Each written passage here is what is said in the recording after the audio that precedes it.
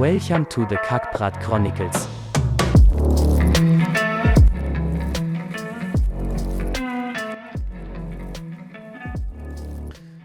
Hi guys, so today's episode will start a bit differently.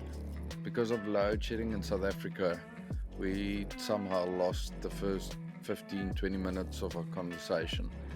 So as a guest, I've got Dawid Van Zyl. He is a ranger in the Kruger National Park in South Africa, and is also involved with the anti-poaching movement. A big part of today's conversation will go around Care for Wild. It's a rhino sanctuary in South Africa, so please go take a look. If you've got a spare few bucks, please go donate. It's Care for Wild. I've got their link in the bio or in the description or whatever. And please enjoy. Okay, so we had a short stint of some technical difficulties, fucking load shedding and internet and whatnot, all of those bullshit problems. Just all problems. I think what we said the last time was we spoke about the Kruger elephants that they moved to Addo, to the Addo Elephant Park to sort of just bring some new genes in, and what I wanted to say is I know that the one Kruger elephant, John, I know very well. I won't say I know very well, but I've seen him quite a few times, and I know that one friend of mine that lives in the park, he's had quite a bit of trouble with John breaking through his fence and trying to get to his hose pipe or pulling his geyser off the wall. Where he's had to chase him out his yard with a spade. So I know for a fact that John has made quite a bit of bullshit there. I think he's also quite fond of at the watering holes they've got solar pumps to obviously keep water flow going, and he's been known to take out those pumps and walk away with the whole fucking pump system, all of it, making a bit of bullshit. You can see he's a Kruger elephant, eh? It's probably where we learned all this nonsense. I think we've only had elephants in my camp once, where we had to cut the fence, open it up, and then you take pots and pans and ka ka ka ka ka ka, run, scream, and then they go. They're very intelligent, but they're very inquisitive. Hey, elephants. Very inquisitive. Yeah, very, very inquisitive. And that'll be ranging from anything from, I almost want to say, from picking up on hormones. I know that sounds strange, but women, hormones, pregnancy, maybe certain time of the month or whatever, not they, to kids, to smells, to weird, if you're wearing a very pungent cologne or a perfume, they sometimes don't like it and they react to it, sometimes aggressively, sometimes, get a little trunk coming smelling what's going on here. But because there's a shitload of elephants in the Kruger. Hey, I think I saw stuff where they reckon around about 11,000. Is that correct? Yeah, I think the last I heard was it was somewhere in the region between 10 and onwards, north of 10,000. That was also maybe 2 years. So that's most likely somewhere in that region, which is highly problematic. If your carrying capacity obviously is not going to allow for that. So if you take the amount of elephants that are there at this stage, they destroy everything. Like elephants, they eat roots. They will push over trees to maybe get to 5 amarula or marula fruits or whatever, not and eat that and then leave it. But the tree is destroyed. So they slowly but surely are destroying the ecosystems and stuff. And what goes after that is like kudus eat from the branches. Now, less food for them, which means less food for lions. So it's like a whole circle going through where they are slowly but surely destroying the park. And there is so much, back in the day, years and years ago, they the wardens, at that stage wardens, they used to cull the elephants, build abattoirs and stuff, and all of that meat would go to the local villages and stuff to keep people from putting out snares, or to avoid poaching and so forth. But nowadays, it's a very controversial subject to talk about. It's very frowned upon nowadays that if you even mention the word culling, it hits a bit of Yeah. a That note is with most people. that is. I've spoken to, like I said, this friend of mine that's in Edo, in the park there. We've spoken about this before, and it is a hell of a problematic thing because you obviously you can't the park can't house 11,000 elephants. You need to bring those numbers down. But how the Yeah, hell do you do it? yeah. You will. I You try know and get that rid there of them. You is. sell them. Do You you sell. guys You use have to. do you guys use contraceptives? No, no. There's too Not many. One of the theory is that if you spend like a certain amount of time in the park, the chance of you seeing the same elephant twice is very unlikely. really. That's yeah. I mean, it's so vast, and they move north, south, east, west. They can travel 30 k's in a day, 30, 40 kilometers easily in 24 hours. So I mean, you're not going to drive that far. So Yeah. your chances are of seeing it twice is very little. Um, But so I think you. what's your current plan? Well, I mean, not yours. What's the park's current plan surrounding sort of keeping numbers down on the elephants? Yeah, to be honest, I can't really answer that question because I'm, I don't know. I know there's Okay. just the controversial talks around it is it's great. There's too much politics around stuff like that. I think, likely to do. There was a 10-year plan in motion with the Mozambique, to the Mozambique side of Kruger National Park to drop the fences so that the animals can move in and out from Kruger into Mozambique. But then you're also allowing rhinos to walk through, and it's a Yeah. different. They practice a different approach to conservation to what we do. That would, I think, ideally would be probably the best, is to be able to allow animals to migrate into our neighboring countries, especially Yeah. elephants. But I mean, you can't really control that, so it's a bit of it's a high risk, and I don't think that that's completely been figured out of how to manage it effectively. Um, That to is do a it. bit of a catch. It is a bit of a catch 22 because you want certain species to migrate, but you want other ones to stay there. Yeah, In terms of like the rhinos, you want them to stay there because you want to control. You want to control their population and population exactly. growth, especially. So you Yeah, don't want them to go, but you want the elephants to go. It is. yeah, It is. I can just guess it must be yeah. difficult. I don't know, because I'm saying I'm just speaking out of my own opinion of what I think should. Well, Yeah. that's something that can work. Which, I mean, if you look at it back in the day, and animals, before there was any fencing, animals would migrate with the seasons, with the Yeah. rain, and go forth. In 100 years ago, in the Little Karoo, there was a springbok migration that happened that lasted 2 weeks, where you'd see the first little springbok, and then 2 weeks later, the last one ran past your house. I mean, can you Yeah. even imagine the amount of springbok that used to travel going from the Little Karoo into the Greater Karoo, obviously ending up in the Eastern Cape?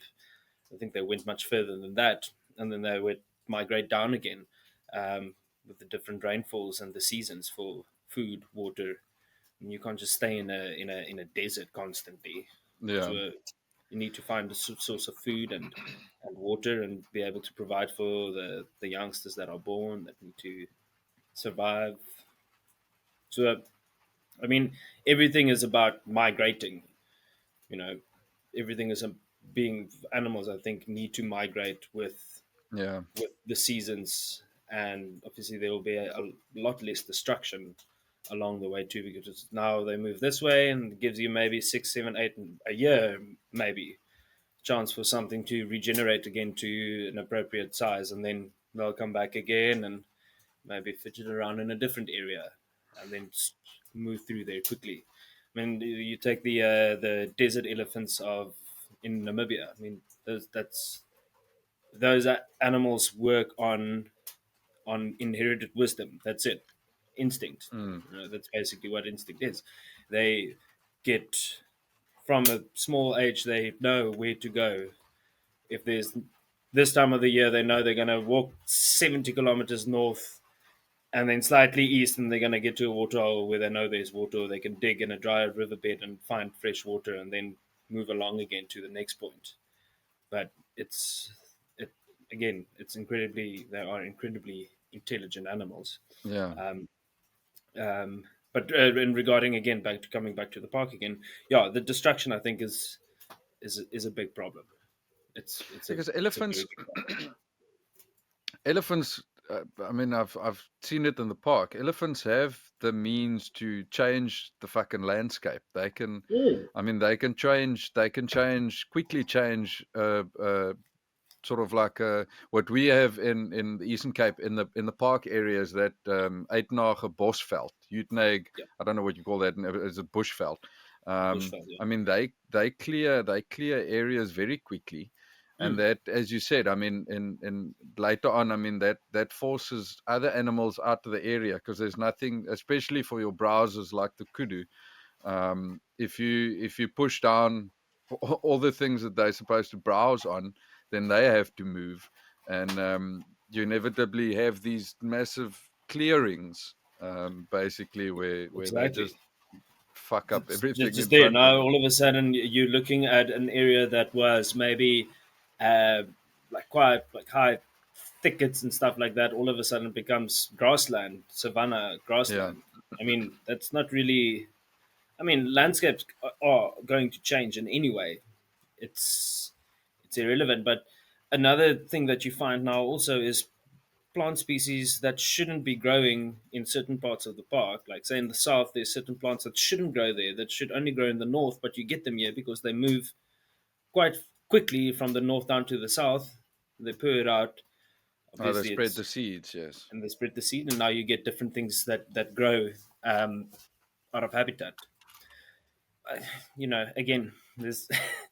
I think it's a little bit of give and take at the end of the like you said, it's a bit of a catch-22 regarding the elephants. I've I've said, um, I've gotten this might, obviously, this is a very controversial thing because people don't want people to hunt elephants, but I mean, you obviously understand how um, how game hunting works in South Africa, and it's a massive financial gain for conservation as well, and I think that's where people miss the dot, where if they hand out tickets somehow, this is not, this Yeah, is just my little spiff fucking idea, but if they sold tickets where they say, okay, 10 oaks can come in and shoot 10 elephant for fucking 5 million rand for an elephant, or 10 million rand, I'm pretty sure there's 100 people that'll line up and no, for pay sure. an exorbitant amount of money to be able Mm. to do that. If they can somehow do that in a way that the guests don't see it, it doesn't end up on, they have to, the people have to sign paperwork and whatever. You're not, NDA or you whatever. won't be able to take pictures. It doesn't end up on Facebook. You hunt your elephant and you've got the story to tell, um, and within a month they'll make 100 million rand.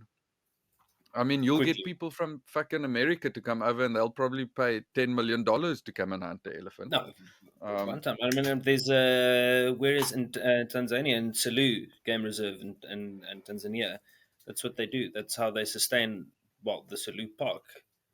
Majority is from they've put out. I think there's a couple of hunting concessions, and they obviously charge. They tender the concessions out every single year, and you get a quota and you get your tickets, and that's what you go to Vegas or whatever, go to the hunting expo, and you sell off everything. Oaks come, shoot their stuff, whatever.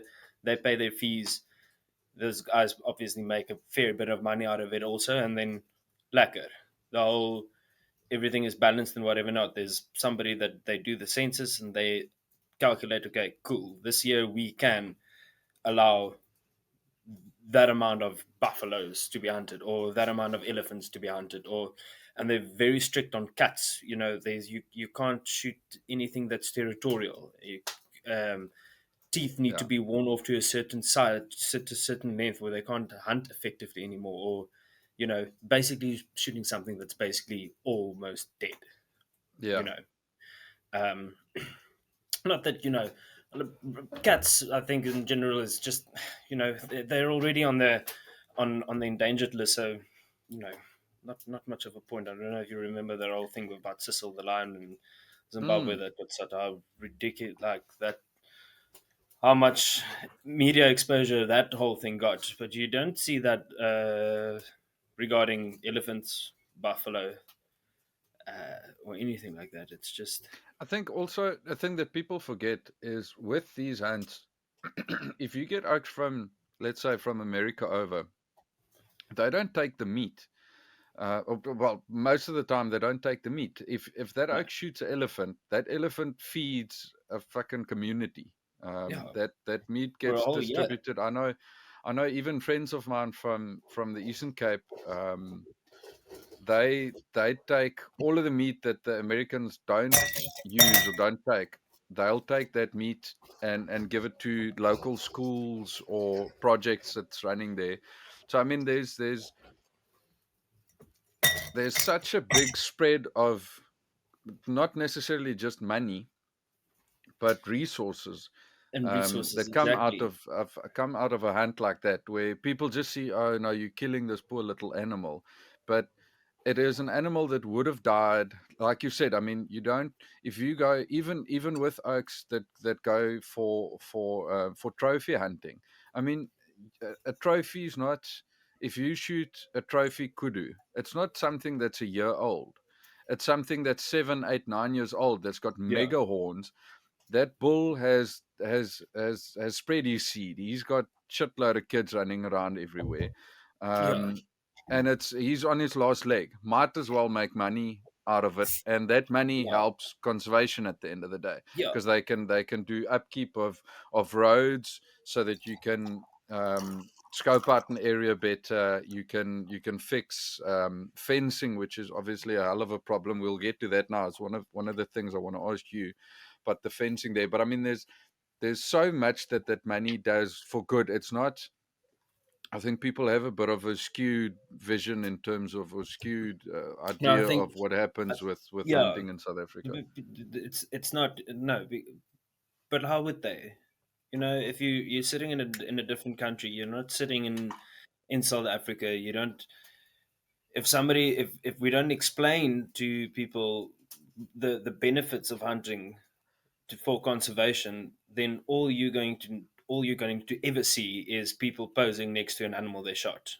And Yeah, that's the bad image that has been presented, I think, for majority of people across the world, um, for people doing it for pleasure. And I mean, sure, I mean, they pay a hell of a lot of money and fly very far just to go do it for the thrill, you know. But on the other side of it, there is there. I mean, there's something that makes a wheel turn that wouldn't have been mm, able to turn if it wasn't there, if it wasn't available to do. And we're not talking about canned hunting. We're not talking about people having farms yeah, specifically breeding animals. They keep him in a cage and, like, okay, this guy wants to come and shoot the lion. Okay, you open up that cage.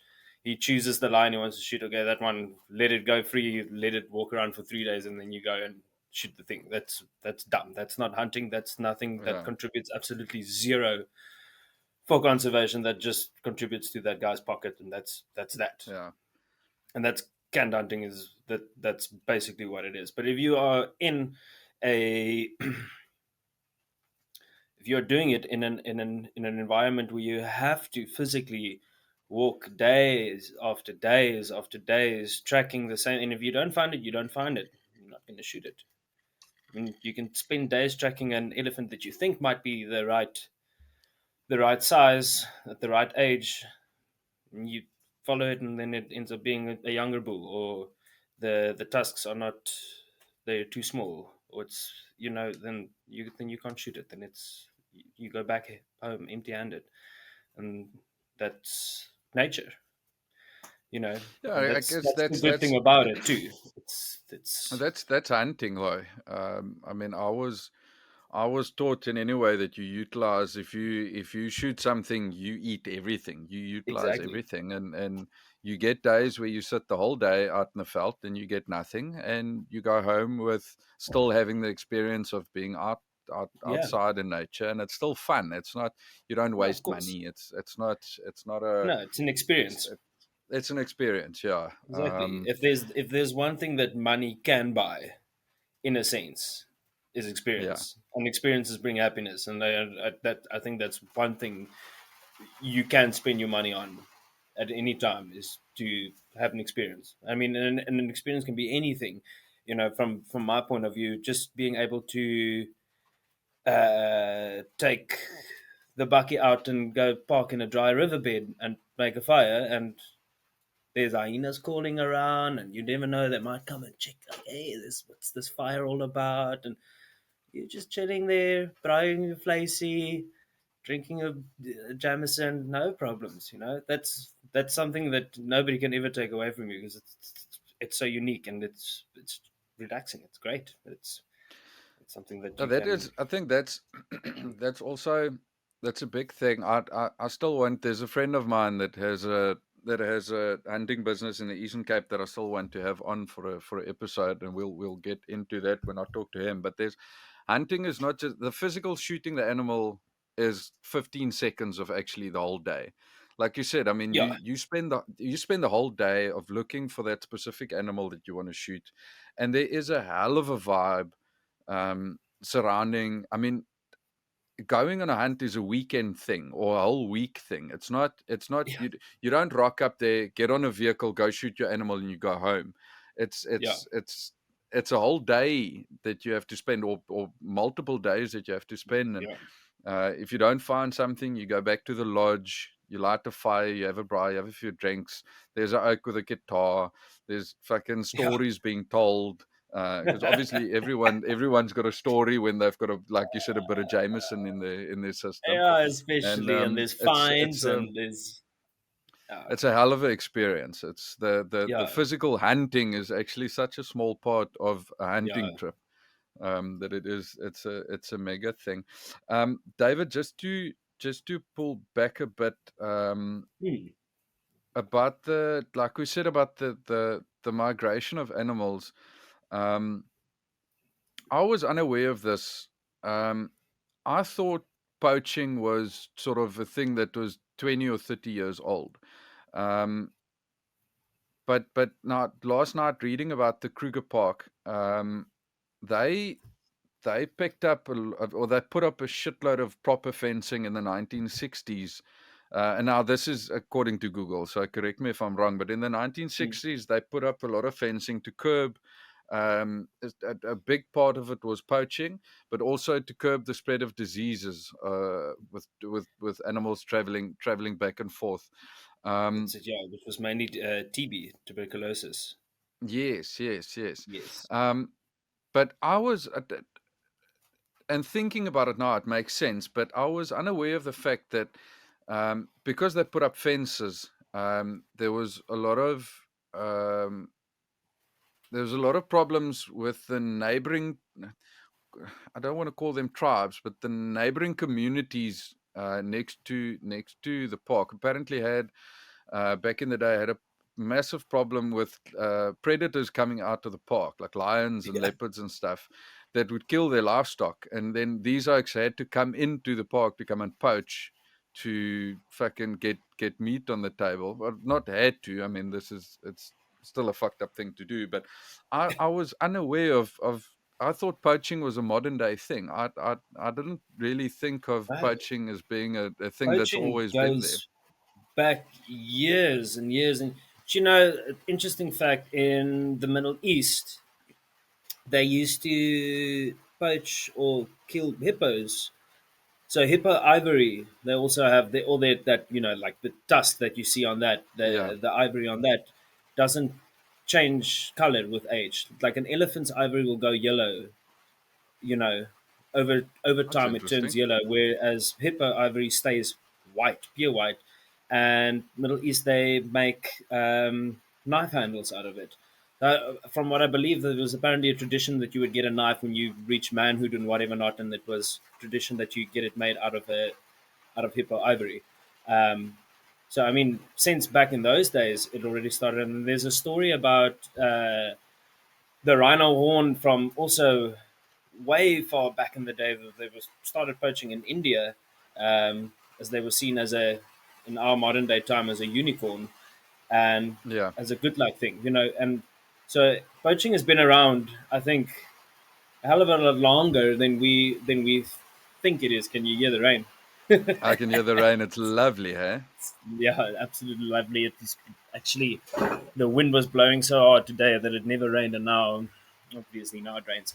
Um, yeah, so I mean that's it's been around forever. I think it's just become we're just being made more aware of it nowadays because animal numbers are decreasing, um, and it's also going at such a rate where there's it's basically there's no more turning around from it anymore. You know, Yeah. so I mean the rhino poaching thing I think has picked up speed in the last 10, 15, 20 years. It's picked up a lot more speed. Um, After the claims that came through from it cures cancer and wada, all these medicinal ridiculous. Yeah. So for if you don't know, like a rhino horn is keratin, so the same as our hair and nails. That's it. There's no value to it. It doesn't do anything. That animal just needs it for fighting or for trying to turn around grass or soften it up to be able to eat it, or black rhinos to break off branches so they can eat more effectively for defense. You know, there's obviously they were made with it for a Yeah. reason for them to be able to use it. And it's not a big thing, you know, like people are dehorning the animals and stuff. And like, I mean, they can still effectively survive pretty fine with a shorter little stump. The only thing that doesn't seem to happen nowadays if they are dehorned is they don't really kill each other anymore with fights because there's they can't use it But see, effectively to penetrate. that's I mean, also a that's also a problem because if you start dehorning, you have to dehorn everything. Because if you only dehorn some, you basically leaving some of the people with knives and some of them without. So you're making exactly. it an unfair fight, which I Yeah, mean, obviously in itself creates more problems. Because, like I said, if you start dehorning, you have to dehorn everything. yeah. I mean, yeah, that's what they. I mean, they've started doing that in the park now, and there's focus on the. I mean, there are territorial animals, so Yeah, you know, and they'll have their spaces and they'll focus on specific areas and get that area completely done, then move over to the next one, get it done, next one done, and move up and down. Um, and that purely, I mean, the the point of de-owning, I think, is more also as a deterrent because, you know, if you're going to poach and you're now walking around for 2 days in the park trying to track an animal and you get there and it's only got a little stompy, I mean, that's still two whatever kilograms of horn. It's still worth a lot of money, yeah, but it's not worth 10 million rand, you know. So yeah. I'd rather go and try and find one quickly that's got proper horns, or they might actually in fact they actually still shoot them even if they are dehorned. They're just becoming more scarce now. And anyway, so um, I wanna ask you about your poaching situation in the park. And we did speak about this uh, beforehand. So obviously, please just stop me if there's something that you're not allowed to talk about. But this is all I try to sort of center this around stuff that we could get off Google. So it's general knowledge. It's not stuff that's hidden. But according to Google, you guys have about 650 rangers in the park, 2 drones, 2 gazelle choppers, automated movement sensors to the north, and then a specialized dog unit. yeah, Um, is this still in effect, or has some of these Yeah. stuff fallen So away? air support is still 100% very much in effect. The canine units, they've moved away from using biting dogs and Malinois and stuff. I think there was a law that came through a few years ago that I'm not actually, I'm talking under correction, I'm not 100% sure. Um, that dogs are not minimal force anymore. So, you know, so they had to take the biting dogs away, and they're Okay. using blue tick bloodhound dogs now. So they're just sniffer Trackers. dogs, tracking Yeah. dogs. So dogs will just yeah. So generally, there's like 2 or 3 dog handlers, and they have their specific dog, and they only work with their dog, Okay. which is spread across the park. And there is a institution quite close to the park that does all the training. And I think a lot of it, the dogs, most of them, I think they're incredibly expensive. I know the dog breed itself maybe not so expensive, but the training is incredibly Yeah. expensive, and I think that majority of that gets sponsored. Um, the training gets sponsored, and guys are quite, if you're gonna have a working dog, working a working dog lifespan is also, you're already cutting it in half. Yeah. You're going, if you're tracking in summer, you're talking about 40 degrees Celsius, and that dog just slightly overheats a little bit. You have to take him out of the field, bring in a new dog. He has to start again on the trail, and then you're already losing out on a lot of time Yeah. just by shifting and changing. But you can't just work the dog to the bone. You know, it has to rest and stuff also. So, Yeah, it's an. I um, mean, it's an asset. You can't. You can't. It's not like we said. I mean, It's an expensive asset, and you don't very, have 75 million dogs. You've only got a few, so you yeah, can't. You can't just chuck that asset away. exactly. And I mean that this is all going back to, I think you can have technology as much as you want to, and I think technology will always drop you. It might Yeah. be one small thing, a power outage, everything goes down before a generator kicks in. A dog is going to be there. The person Yeah. is going to be there.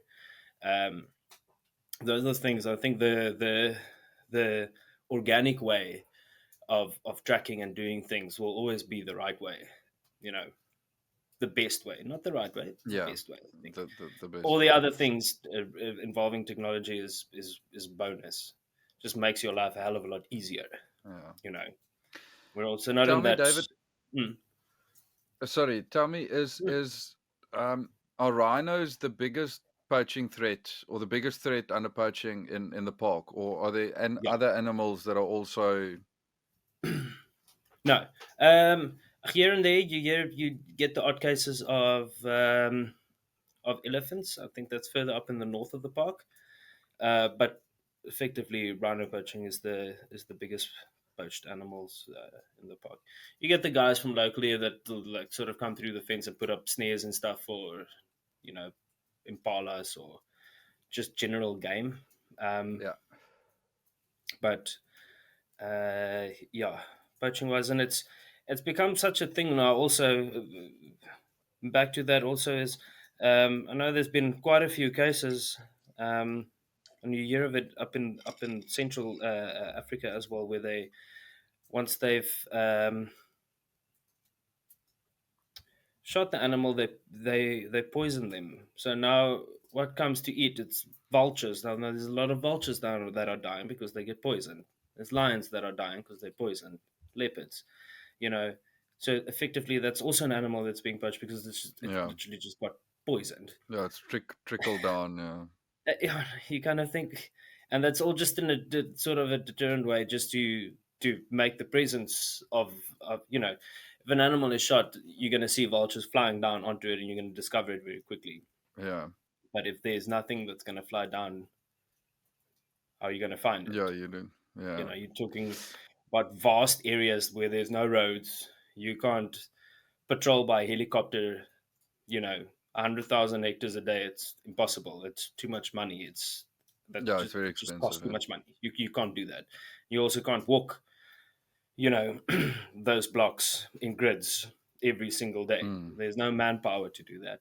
So you rely on external factors again, like vultures or lions or hyena activity. You can, if you see up and down tracks of hyenas crossing riverbeds or on pathways, up and down, and they're obviously feeding on something that's very big. It's not something small, especially if there's multiple clans that are in the area too. So those are Yeah. all factors that you can use to try and discover something. But if there's none of that, then all you're Yeah. going to If end up you, doing is, by pure luck, you're going to find an old carcass, and then by that stage, it's too late. You can't investigate. You can't find anything that proves or ties anything to it. yeah, yeah. Um, like we said, now the rhinos are under the biggest threat of poaching in the Kruger. Do they go after? Because obviously you get the white rhino and the black rhino. Do they go after specific species, or is it whatever they get, they get? I think at this stage, it's just whatever they get. It's irrelevant. I think, but when numbers were a lot higher, I think black rhino was more targeted, purely because you find them in more dense bush and vegetation. They would generally, not generally, but very often of the time, they might have two horns that are quite equal size. So it's one of Okay. the big differences if you look at white rhinos and black rhinos. Is white rhinos are grazers, they eat grass, they've got this big squared lip, one big horn in the front and one small little stump in the back. Black rhinos are grazers. They're browsers. So they've got a pointed mouth, got two sort of equally sized horns.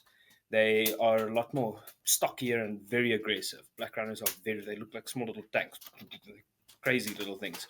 But also, I think if you have to put yourself in those people's shoes as well, if you're going to go after something much easier to walk around in denser bush where you can hide away Yeah.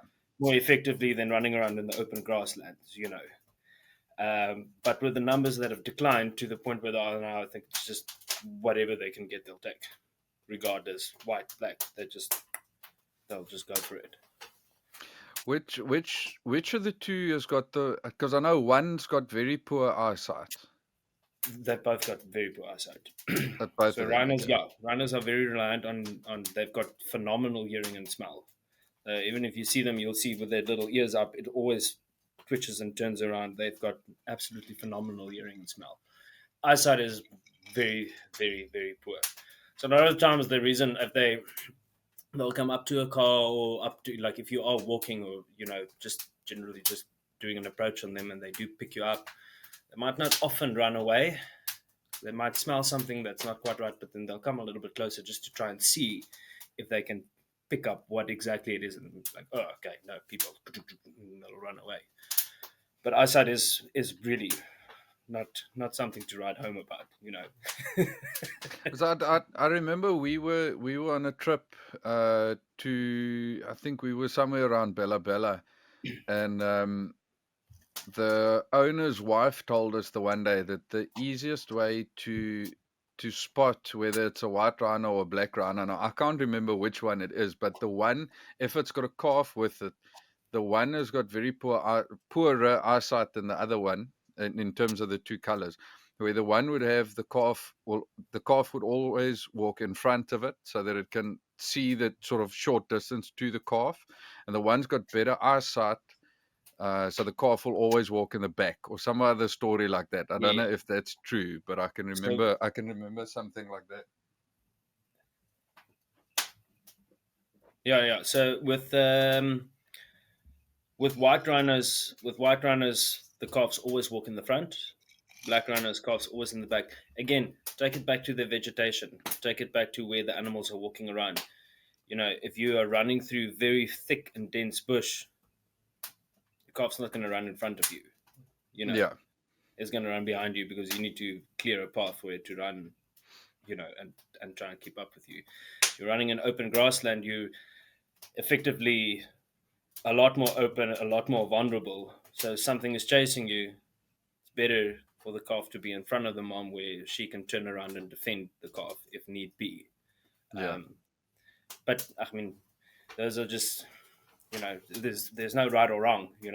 I yeah, always just yeah, try and think of it or explain it that way because it's logically it makes sense. If a lot of these things, if you just think logically about it, it just makes sense.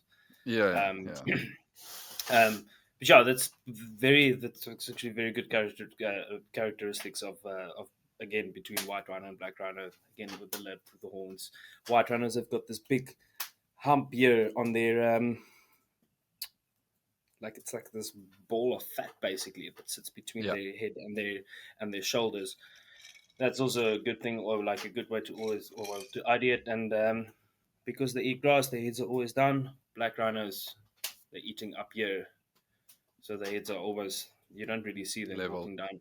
If you Yeah, see them with their heads down, it almost looks like something stalking you. Like it's quite an interesting look. It literally looks like something is physically stalking you. It doesn't look like what you would normally picture a rhino of it would be, because it just looks odd. But generally, the head's always upright. tell me, just to just to give just to give people an idea of what you find on what you find when you get called out to, okay, there's an animal has been poached. I mean, it's obviously a very gruesome thing as is, because these oaks are, they're not fucking skilled hunters most of the time. They basically just go out and, what I guess, it's just try and get the animal down. Yeah, I've seen some very bad videos of animals still being alive while they yeah, hack away at their heads trying to get the horn off. And I mean, they don't saw most of the time. Am I correct in saying they hack it out of their heads? They don't necessarily come there with mega equipment no, to saw it off. They try, and obviously they try and get as much as they can. yeah. They'll try and salvage as much as they can. Yeah. It's not. I think lately, from what we've seen, is more people coming in that know what they're doing. Okay. Rifles and ammunition is not so easy to come by anymore. So sending somebody in that's gonna shoot one rhino with 5 or 10 rounds, you know, it's that's not an effective way to poach in any way, in their point of view. Also, you know, Yeah. um, so I think it's more people that sort of they know how to shoot a rifle effectively, and they can sort of get the job done. Um, but yeah, yeah. They normally it's an axe or a panga. Just depends on group and their preference. I think an axe probably the majority of the thing to use, but that generally gets hacked out of the skull, so you can always quite see a clear line where it went in, and then in this way. Yeah, and T- gruesome sight. It's not a thing that you know that you want to go see, because it's sad. I feel yeah. like the more you see it, the more sad you get about it, because it's. I mean, a rhino is just an innocent animal. It's just there, you know. It's not doing anybody any harm. It's just going And about it's, with I his mean, life. And it's a majestic animal. I think the size of it is also plays a part. It's this massive fucking yeah, animal, and it's sad because they cry. I mean, it's yeah. they What? How squeal many? and cry. They communicate effectively, and you know, a lot of times uh, you come across one of the last couple of ones, well, quite a few back, where the cow was highly pregnant. I mean, would have been a week, and she would Oh have shit! given birth to a calf. Or you find where the cow has been shot and it's running around with there's a small man, anywhere between a month to 3 months to 6 months old, running around on its own. There is one story. The one of my colleagues and I, we were sleeping out in the bush, and we were driving back to the lodge to go and have a shower and coffee. And this small little calf just ran across the road in front of us, and it was just vocalizing, like hectically vocalizing, obviously trying to call his mother. Um, and then we quickly rounded up or got the helicopter to come out with the vet, and we actually followed that little calf. It was an extremely hot day. I remember, it was ridiculously hot. And we followed that little calf for kilometers. And eventually he walked back to where his mom was shot, and lions were busy feeding on it. And the lions tried to catch the little calf. And me and this guy was just absolute chaos broke out. We like in between the calf and the lions, trying to get the lions off, and the calf went that way. I stayed with the lions, and the other guy ran to just keep up with the calf. So otherwise, you lose him, And then the helicopter, we're not going to find him again. Yeah. And then we didn't have any radios, and it was chaos. Eventually, the helicopter couldn't see us. I like ran up a rock and like took off my shirt and waved it around, and they eventually saw me, and I tried to direct them just in the direction at least that they ran. And then about just like I think just under a kilometer, the helicopter started circling, and they did find it and darted in it, and yeah, that little calf went to an orphanage and is doing incredibly well. How many Very, of very well. these animals do you guys, um, if you could just ballpark like a percentage, maybe, how many animals do you guys get that are still alive and sort of savable after poaching?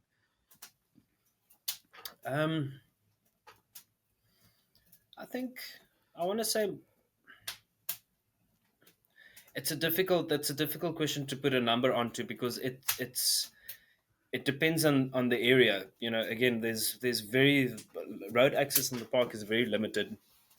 Um, so if it's in these big wilderness blocks, you might get lucky, you might not get lucky. If it's close to a road or anything like that, you're definitely going to find it again. Um, but most, I think, would like to believe that most calves get rescued. They go Okay. to there's a And sanctuary um, called Care for Wild, and they all go there, and it's good work that they do there. Very, and very, very good. the animals that they actually get the horns from, the big rhinos now, do they kill nearly all of them? Yeah, Or do you go, okay, so it's no, it's that's not like there's a 20% rate that you can actually save the animal. Do they kill most of very them? few. I just want to say it's very, very few, very highly unlikely. I know Okay. there's been a few cases and stuff where people have been lucky and they've managed to save them, but no, no. It's I think at that stage, by the time you get there and they are still alive, I think that animal has gone through so much trauma. If you dart it to treat wounds, it's going to die anyway from stress. Okay. There's that I think that's just more stress you put on the animal, and Yeah. it's most likely just going to die. I guess. Tell me, these rehab centers, or whatever you call it, where these babies go to, um, do they get put back into the wild, I think or do they get raised in captivity, basically? no. I think they'll the idea is with it's not a cat. It's not an animal that hunts, that needs to learn how to do anything. That he just eats grass and marks territory and mates. That's it. So Okay. rhinos are those animals that you can release again Re- into Okay. the wild. I think maybe at the end I'll say a little bit more about Care for Wild and stuff. I think it's Yeah. for anybody that uh, is looking to contribute anything to do something like that. It's definitely something very much to look at. They do incredible work, and it's a big blessing. I mean, very, very big blessing. But there's obviously a lot of money. A lot of money is spent. I mean, raising these little orphans and getting them back into the wild. Yeah, Where do these funds come from? Is it international money, or does yeah. the I park think have to I, fund I, it I itself? think a lot of it is no. That's all privately funded. So that all comes Okay. from businesses. Um, yeah, and foundations and stuff that consistently give money towards it. Like Jacques, where I worked, we were non-profit, so everything we made, a lot of it went for. I mean, for a lot of the handful, 2 handfuls of rhinos we've managed to save. It feeds them, at least, Okay. keeps them going. But yeah, it's an expensive thing to have. It's not just it's staff that works there that take care of the animals. There's obviously food, it's property, it's there's a lot that go into just keeping an animal alive. It's not you're not just putting it in your backyard and having Letting it it mow the graze on lawn your every lawn day. there. It's a bit more advanced than that.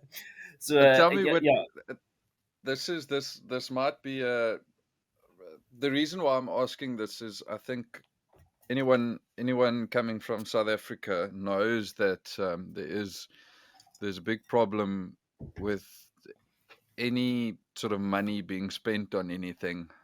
When the government's involved, there's a bit of a problem with regulation of these funds, because it's a NPO and because it's not government funded. Is there better regulation of funds? Does if someone, the reason why I'm asking this, if I give you guys 500 rand or whatever, does that 500 rand actually end up going to that rhino, or is it a situation like what we've got?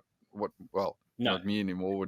no, What you guys have with the government in South Africa, where no, the no, no, money just not at all. disperses into someone's pocket.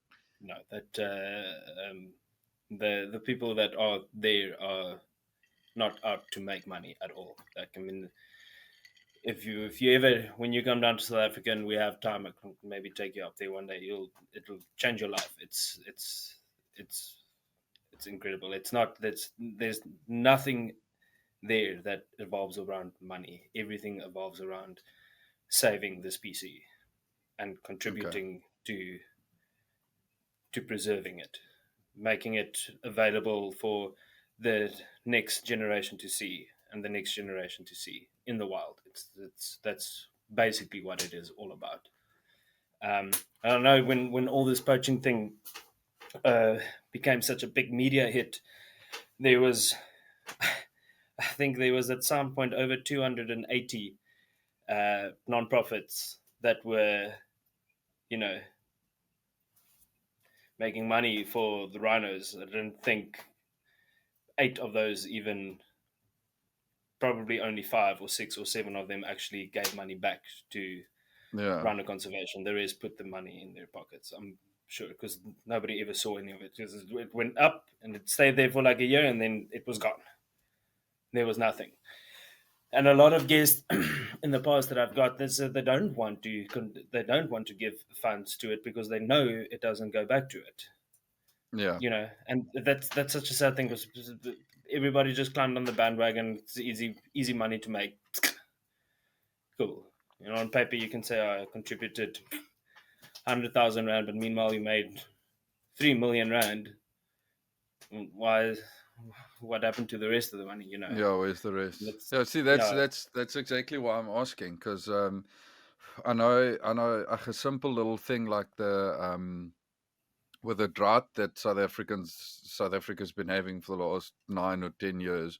There's so many funds that were started for like drought relief and all of this, like that yeah, burger guy and stuff like that. And there's so many fraudulent stuff that started where oaks are giving mega money, and the money never goes to getting lucerne or fucking maize or whatever to the farmers. yeah, Those oaks just pocket the money. And it's such a sad truth to it almost, where I mean you have to be so careful nowadays to like I said, if I just want to give $500 to someone to save a rhino, yeah. I wanna be sure that that $500 actually gets to that Goes to it. rhino. Yeah, you maybe get a photo or a little bit of an update, or be at least part of a newsletter or something that this and that happened. I'm sure if you you must just drop my Instagram or my LinkedIn stuff. On Yeah, your, I think when we're done here, I'll give you a minute to just plug yeah, everything that you want to, and what I'll do is I'll just add all of this in the description yeah, when I upload it, where people can find you, and um, where they Yeah, and ask. can send funds to and all of that. Asking is free. It's not there's nothing. It doesn't cost anything to point somebody in the right direction if anybody's interested in it. No, that's something that goes a long way. Even like you say, even just $500. Yeah, $500 yeah, no, goes it's a a hell of a small long amount, way. but it helps helps a lot. It helps a It lot helps a at the lot. end. Yeah. Um, Tell me, the trade of rhino horn. Um, just correct me if I'm wrong, but I'm pretty sure a few years ago it was open for a bit Yeah. and then closed again. Still open. So the Is it the, the still open? trade of Okay. rhino horn is legal in South Africa, but there's obviously there's a lot of boundaries to it.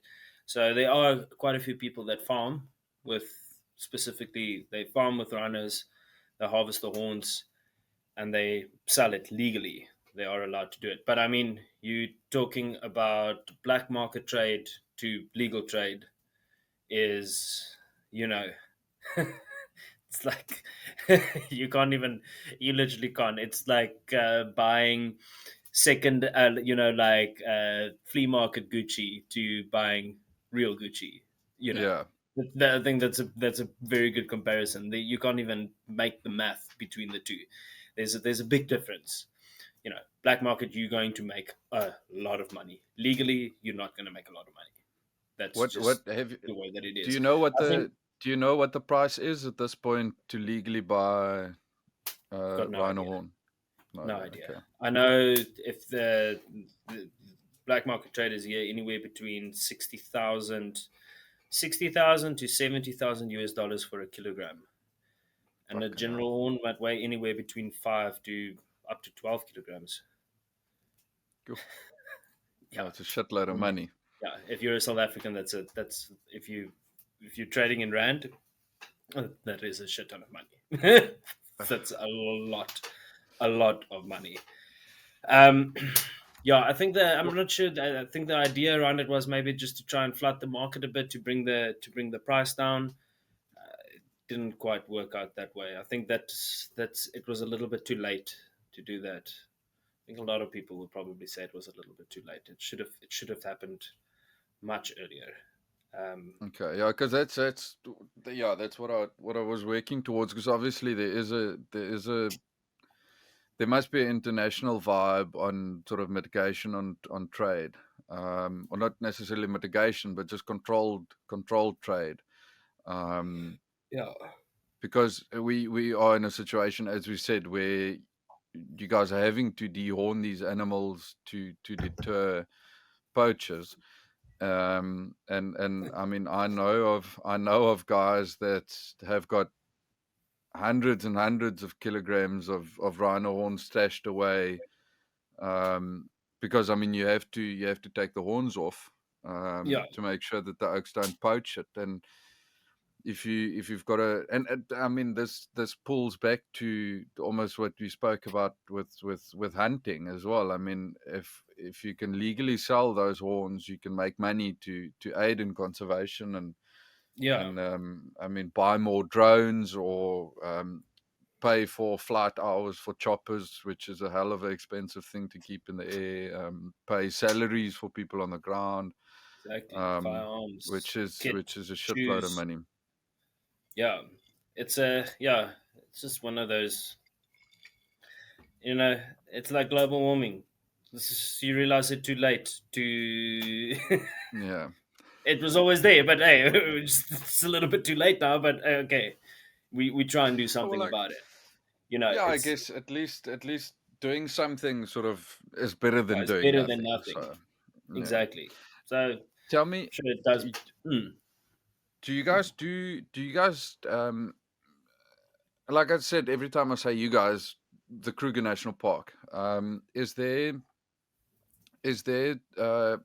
educational sort of systems put in place to the people next to the park, in terms of not fucking putting out snares, or what do you call what's the English word for a slaghuister? What's it? A gin trap? that's a good. That's a I good think it's question. called a I gin don't. trap. People But still use anyway, that is there? stuff.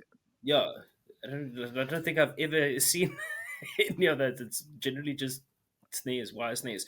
But yeah, there is educational programs around in the communities. There's people that do the work around it to educate, especially the youth, of Mm, consequences of what happens and why they shouldn't be doing it, and they go around to the schools, and there's a lot of the schools do field trips to the park. They go to Skukuza, they go to the museums, and 100% get educated around it, for sure, for sure.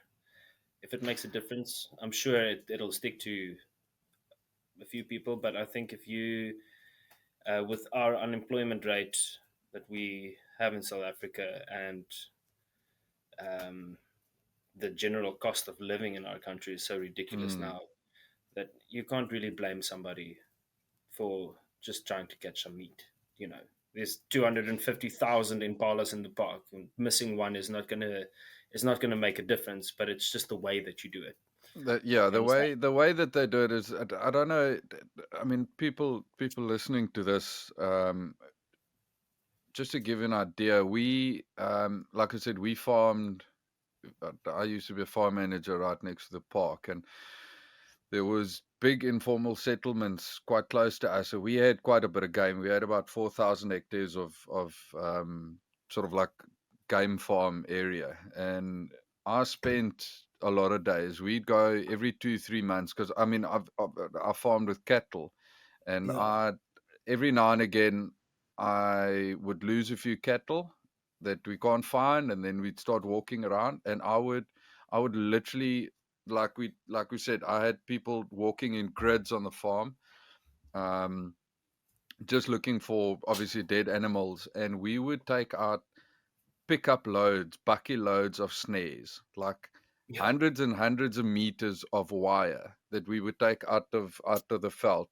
And it's terrible to see nyala or kudu or whatever yeah. stuck in a snare that's been stuck in that snare for fucking. We've seen animals Days. that it's the it's the meat around that snare is rotting. That animal's not dead yet, but it's got these terrible. I mean, it's basically gone through the meat to the bone, and that animal is thin, and it's terrible seeing Yeah, that's something like that. terrible. Yeah, And I think one of the biggest problems that we had is these oaks forget where they put out the snares. It's not like yeah. they go there every day to go With the check on GPS them. on their phone, I'm like, okay, here we are. 2 days later, I'm gonna come back here. No, No, they no, forget where they put them, and then that animal dies, and they come there a week later, and I mean that the carcass is rotting already, and then they don't. I mean that animal died for nothing literally then. for nothing. And Exactly. and like you said, I mean you can't if oaks are hungry, if oaks are scrawl, then they have to do something. But fuck, do it in a better Yeah, way than that. I mean, it's natural instinct to do whatever you can to provide. I mean, for your family, to put food on the table. I think there's we we can hate as much as we want to, but these people are also just people. They Yeah, also just want to provide for their families, and you know, it's sad that it has to get to that point. It's very sad. It's just shame. Like there's nothing yeah, more. Like, I do feel sorry for them because nobody wants to live like that. Like you have to now go risk your life, swim across a crocodile infested river, risk your life to go put out 2 or 3 snares and hope that you catch impala or a small bokkie or something. Swim back 2 3 days later, swim over it again, go do your rounds, get it. You may have caught one, and then a leopard or a lion club that took the thing. yeah. So you've lost it in any way. So now you have to go put out a new one. So there's oaks are also still just risking their It's a lives hell just of a mission to get I to know go through to get a bit of it meat, is eh? a hell of a Fucking hell. mission. just, just to provide. Um, you know, everywhere. We all just want to make a little bit of money and survive. Uh, It's just the way that you do yeah, it. it's a it's a It's a it's a criminal act. It shit. is what it is, but Mm. you have to also, you mainly feel sorry for the people that have to do it, or that have been pushed to that level. Let's I think let's take a turn a bit. We're going a bit negative now. Yeah, yeah. I want to ask you a bit more about the park. So obviously you guys have the big five, which we know is um, obviously now the rhinos, the elephant, rhino, elephant, leopard, lion, and buffalo. Mm. Um, and there's obviously a shitload of other species. I think the park has, like I said, according to Google, has 147 species of large mammals. Mammals, yeah. And then there's obviously a shitload of. Have you got because there's a small five as well, Yes, the little five. or the little Can you five? guess Sorry, it? what? I've got no fucking clue. The tortoise, It's man. It's is the leopard tortoise one. leopard tortoise is one, yeah. So it's a leopard tortoise, a buffalo weaver, which is a bird, an ant lion or lion ant lion, whichever you Yeah, prefer, potato. Um, we said leopard tortoise. What am I missing? Elephant shrew and a rhino the beetle. mouse. Yeah, the elephant Okay, shrew mouse, and then the rhino beetle. That's and your you've little got five. all of them in the park as well. Yeah, yeah, yeah. Okay. The shrew is a little bit of a difficult one to see. I don't think I've seen a few shrews in the Karoo, and I think one in the park. Maybe I have. I think so. I don't always, you're driving around, you're not looking down here for small little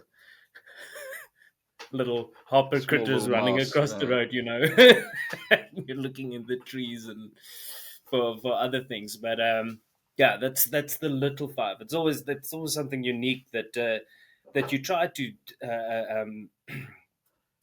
show guests as well. If you're coming on a safari, because you know it's something unique, and those are usually things you can either see in camp or sort of just around camp on your own time. Also, the rhino beetles are generally out at night, and you can see them in the shoes and the leopard tortoises, and yeah, after rain. Um, Something that I picked up, and this might not be true, as I said, this is just according to Google, and I never knew this. The reason why they call it the Big Five is because it's the hardest five or the most difficult five animals to hunt in South Africa. That's why it's called the Big Five, it's the apparently. five most dangerous animals to hunt on foot. There we go. Yeah. So something silly like I'm not sure what it like. I mean, hippo, for instance, is when they kill more people in well, they're the cause of a lot of deaths in Africa than any other of the Yeah. other big animals. But I mean, they're in water, and it's not something typically you would also go and hunt. And adding to that, white rhino was never part of the big five. It was black rhino. Oh, Black rhino is part of the big five, and not. I mean, they've just categoried the two together because I mean it's such a rare thing to see nowadays. Also, so it's just. But those days it was black rhino and not white rhino. okay. Because I mentioned earlier that they are incredibly aggressive, and they are stupid Yeah. aggressive. Yeah, very, very And angry. I think people don't fully understand. A rhino will go through anything and everything. Once that thing, I mean, what does a rhino weigh? Up to 2.5 tons, I mean, that's a 3 fucking tons. tank running Yeah, at quite the speed. Nothing's gonna yeah. stop that thing. I'll tell you a story. What happened to me once is we went out to go look for a giraffe that broke its femur. We saw him around, and we were just out to just go and assess the like completely what exactly sort of happened to the animal, um, which is going to lead to another story, which I'll Go for it. just quickly go for it. And we were walking through this sort of openish guarri bush area, and there was a wallow, and we were four guys, and we did not see there was a rhino lying in the wallow, but it was very deep, so we didn't see it. And between from where we walked past the wallow was maybe 20, 25 meters. But from 25 meters to us was like that. That thing Quick. ran through us without anybody even lifting up a rifle or being aware. The the guy that was walking in the front pulled the guy that was in front of me, and the guy that was behind me sort of yanked me, and it just sort of scraped me here on the side, and everybody's in the dust, and you're like, yeah, okay. What the fuck We'll happened? keep on going. That just happened. but it's so quick, and generally what they do is they'll run and they'll do a circle back and come back to the same spot again. So you just try and get out of the area as quickly as possible. But I mean, it's so fast, and you can shout and scream as much as you want to. If it's going that direction, it's going that direction, and you can do whatever you want to. It's not going to move. It's just going to go. Yeah. And anyway, with this giraffe, we never found the damn giraffe. And then 2 days later, I came back from drive and I checked this lion head popping up here in the long grass. Someone I checked, like, oh, cool, lion sighting. Oh, lion, like a good, great. Should drive in. Here's the giraffe. We're like, oh, well, finally, the lion's caught the giraffe. And we sit there, and this was over a period of time where there were 5 new males male lions that moved into the area, and we thought they had killed the previous territorial males. Well, we knew they killed 2, and the other 2 we saw the fighting and briefly, and thought that they had died also. So there was this very big imbalance in the pride structures and the territories, because a lot of the females had cubs and they were moving them out of the areas into previous territories and whatever not. And we sat there, and within an hour there were more than 40 lions feeding on this giraffe. It was the most incredible thing I've ever seen. And then out of nowhere, the 2 stall snake males that we thought had died comes running out of the bush, chases all of the lions away, eats. The other 5 males came in, and then they fought and went crazy, and then those 2 eventually died, and then those guys settled down and ate their. This was all like in 2 hours. The most ridiculous, probably the most memorable lion sighting I've ever had in my life. That was Bloody it was hell. great. Such great interaction and brawling and fighting and roaring, and you get surprised the whole time, like, oh, Granada, here's another one. Oh, there's another one. Oh, here's these males. And you're like on the radio with the guys, like, just get you. That's crazy. It's chaos. Is there a general sort of like rule of thumb distance that you stay away from something like that, where obviously you want to get as close as possible for your guests to have a proper experience, but obviously you don't want to go too close. No, you don't want to scare disturb away them. anything, and Yeah. You go to a distance. I mean, with those things, with the lions, you get to know them. You get to know how comfortable they are with the vehicle, and what distance they are. But when there's interaction like that, you don't go close. You park off a distance. I mean, people still get the experience. You're just going to struggle a little bit with your iPhone trying to make a video out of it. It's going to become a little bit, but that's not what it's about. That when you sorry, see something like that, it's about. what are we talking about? Like 100 meters, 200 meters, No, I 50 mean, meters? something like that, you're going to stay 50 meters, between the region of Okay, so 30 and it's 50 meters away. Yeah. still quite close. Yeah. I mean, but you're not going to go park next to them. Mm. That was initially when I pulled into the sighting, was only the 3 lions. So I parked like 5 meters away from them, and it's fine. They didn't even lift up their heads when we stopped. And when the other lions start coming in, now you're blocking everything. So you just politely move away and don't, the whole, we're in their environment. You don't try to disturb them, just going with their, with their daily lives and stuff like that. So just, you give the animals the respect that they deserve, and you just, if it's not that close, it's not that close. It's fine. There's plenty more lions to see. Yeah. You can But always get something again. have you ever had sort of like close encounters like what we see on fucking National Geographic or all those places where the leopard jumps on top of the fucking game viewer and sniffs someone's neck and stuff like that. I've had animals charge the car before. I mean, plenty of times, and I think the more close encounters I've had has been on foot and not in the vehicle. Um, yeah, I mean that's just unfortunately one of those things. When you walk around, you don't always know that you're going to bump something, or you know. So yeah, Is this that. sorry? Did you have guests with you, or is it Mm, just park employees?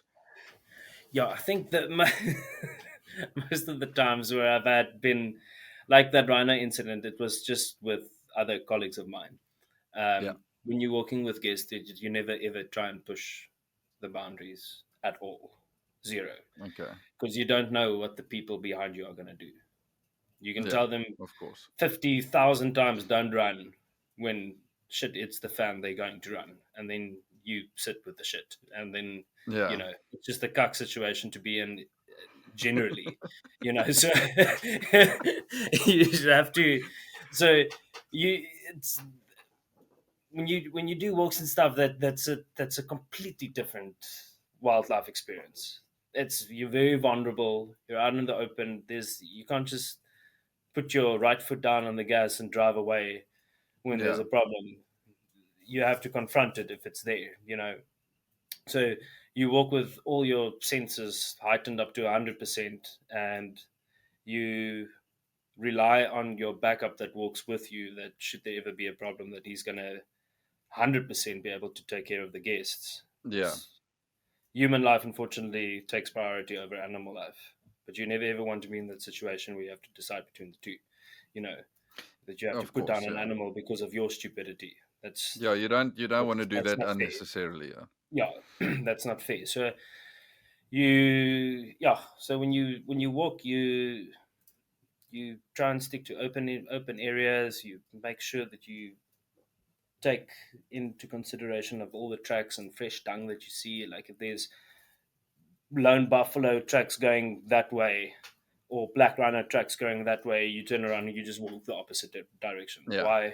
You know, why try and look for trouble in dense bush when if you don't have to, Yeah. It's Um, not, I guess it's not worth the sighting if you no, put it's definitely someone's not worth the life in sighting. danger. No, it's also not worth the stress on the animal either. Yeah. That the animals goes through a lot of stress when they get to that point where they feel they have to give you a reaction, um, to get you out of their personal space. You know. Um, David, I just quickly want to get some ice, but I'm not going to stop because I don't feel like editing this out. I'm just going to go grab some ice there in the fridge.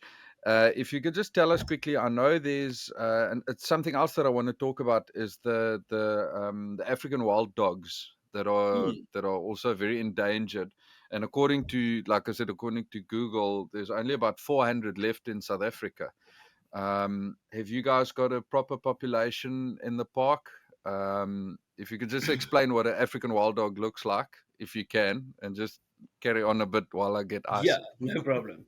Yeah, so the African wild dog, more commonly known, I think, got different names. So you call them the paint dog, also, or the African hunting dog. Um, the populations in the park, I know they go up and down, and that varies purely because of disease. They're very very quick to pick up diseases like canine distemper. The canine distemper is one of the biggest issues, we get confronted with wild dogs. 'Cause if one picks it up, the rest picks it up, and then the whole packs will die out. But I think the last couple of years, the dog populations in the park has been really healthy, with multiple packs in certain areas also. So it's not been a bit of a struggle, but definitely highly highly critically endangered. I think the number that you said, I think that's more related maybe just to Kruger Park.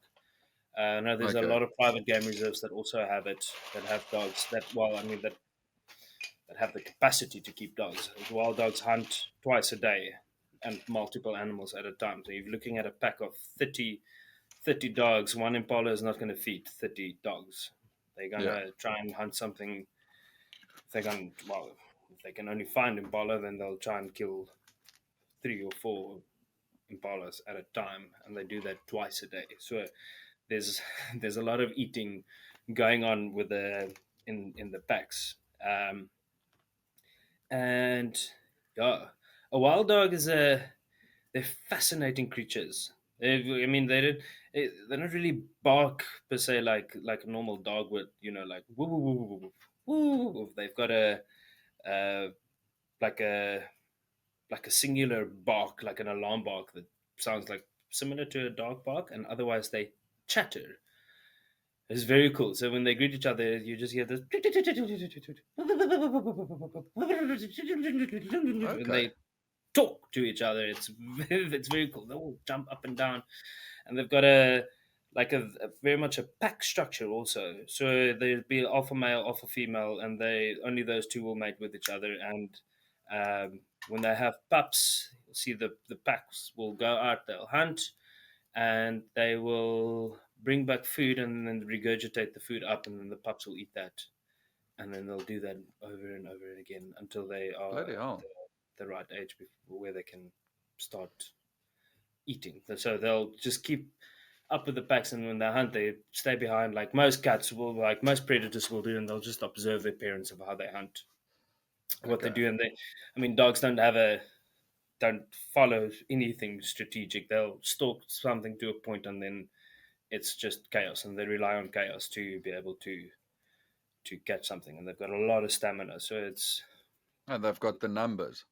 yeah, they're fascinating creatures. I love wild dogs. I think they're one of my favorites.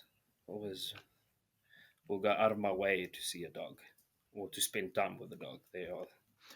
They're I not mean, they're not not very like big, my hey. dog. No, no, not that big.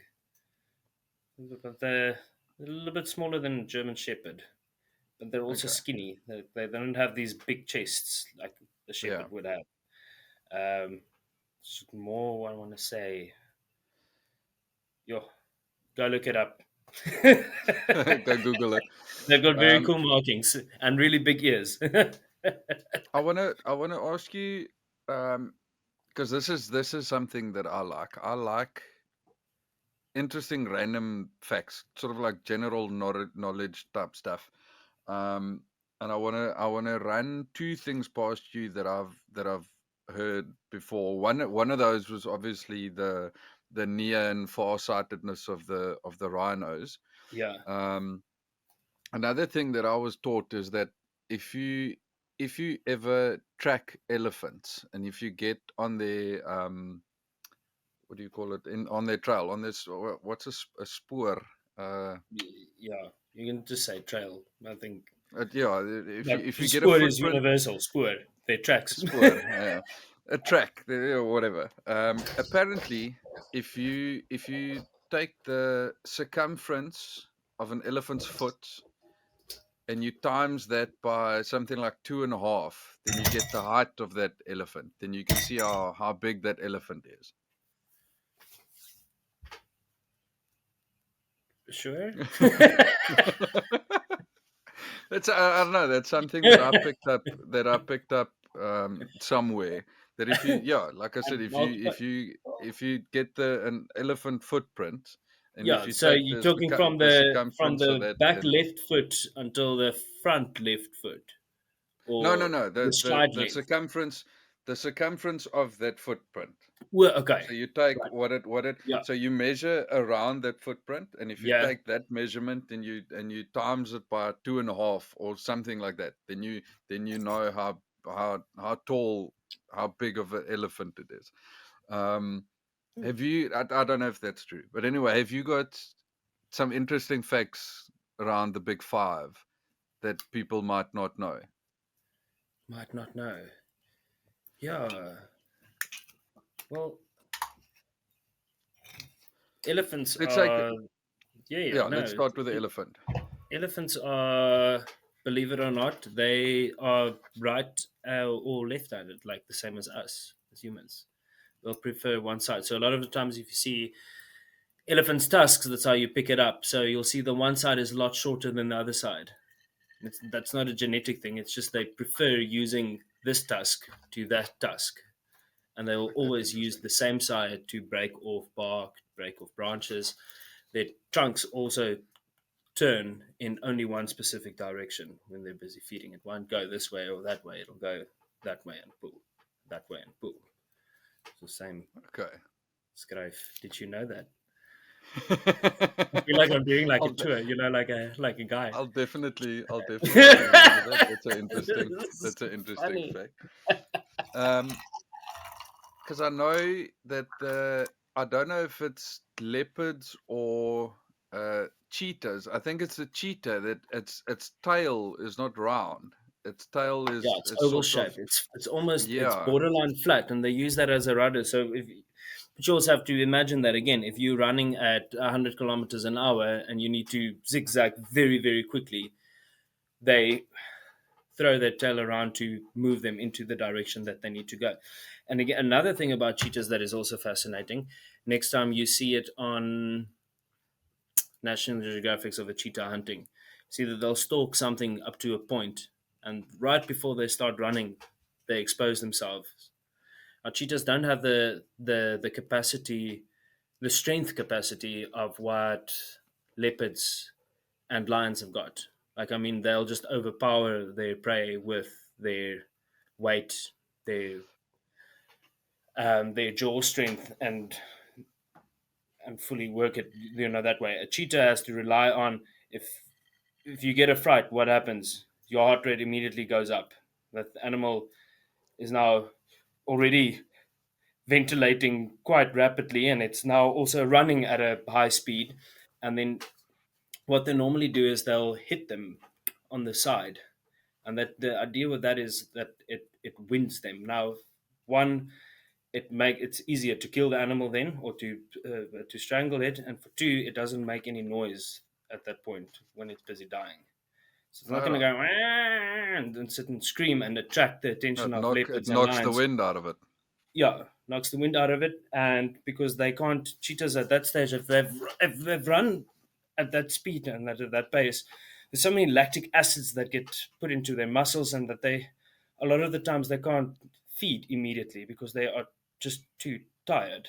Now, if Yeah. a lion or a leopard or a hyena comes up, they just lose their kill. So it's vital for them to be able to do it silently and effectively, then sit and worry about. I mean, a leopard's going to kill an impala, and if the hyena comes up, it's going to run up a tree and happy days. It's going to sit there for 3 days and eat it. Cheetah's going to eat and leave. Going to eat as much as it possibly can and then leave and go on. Same as lions will sit and eat for days on the same thing. They don't have to sit and worry about other predators taking their kills unless it's big hyena clans, and there might be only like two females or something, and a big clan comes up, they'll overpower them, intimidate them. I had a bit of an encounter with a leopard when I was still farming in Addo. Um, and this friend of mine used to work for a leopard company in South Africa. I'm not sure if how much I'm allowed to say about that, but anyway, so I called him in to come and help me because we lost the first kill that I picked up was a 57-inch kudu bull that was caught. And then after that, and this was all in the span of about a month and a half. After that, we found two big male zebras that were caught. And then I had two 18-month-old heifers that we basically just found the hides of. And I mean, Oh, they weighed about 350, 400 kg. So, I mean, it's big. It's beef cattle heifers. It's big stuff. yeah, We found the footprints, but it was on. It wasn't like perfect conditions where you could pick up the whole footprint. It was a yeah, bit partial borderline. track. Yeah. So I called him in to come and help, and But he told me it's interesting how much a leopard eats in one sitting. They Mm. can gobble down quite a bit of meat in one take. And they're so bloody elusive, and they pick up on small little differences because we put we put trail cams, because the one specific, the kudu that we found was probably 2 weeks old Yeah, when we found it. The zebra we found, we were actually out looking for tracks from the kudu, and we found the zebra that was caught, yeah, and the zebra was caught the night before. Um, and we put trail cams down to see if it'll come back. And we found there was a shitload of jackal that came through. Didn't find that. We never caught that. We never caught that leopard on a trail cam, and we put out quite a few. And this guy said, like, they're so sort of zoned in on, this is what this area looks like when I left it.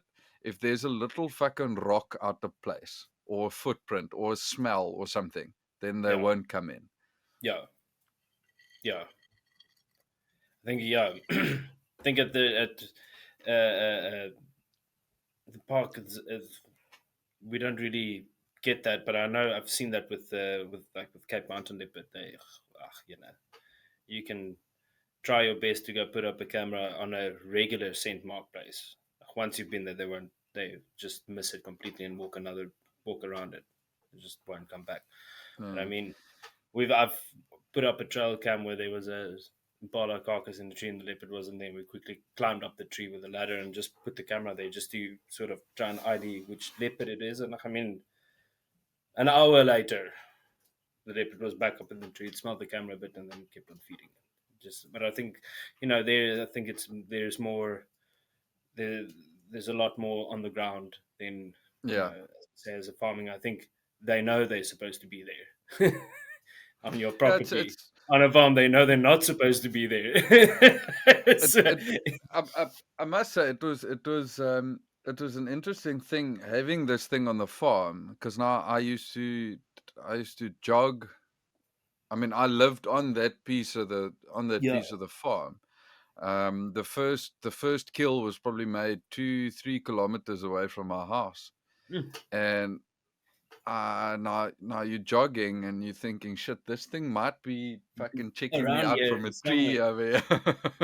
um, but I actually think that the Eastern Cape is the province in South Africa with the most free roaming leopards in South Africa at this point.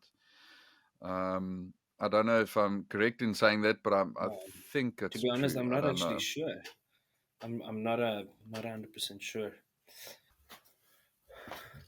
David, tell me what is, just to get back to you as a person. Um, what do you have to do to get to where you are? After school, what do you go, and what do you have to do to become a ranger or to get involved in your line of work? Sure, yeah. It's um yeah, so you just have to just to become a guide. I mean, it's pretty easy. You just go and do your FOGASA qualifications. It's always better to go do it at a specific college, and there's a lot around in South Africa that you can go do it at. And you get your basic qualification, and then from there onward, it's everything is just basically experience.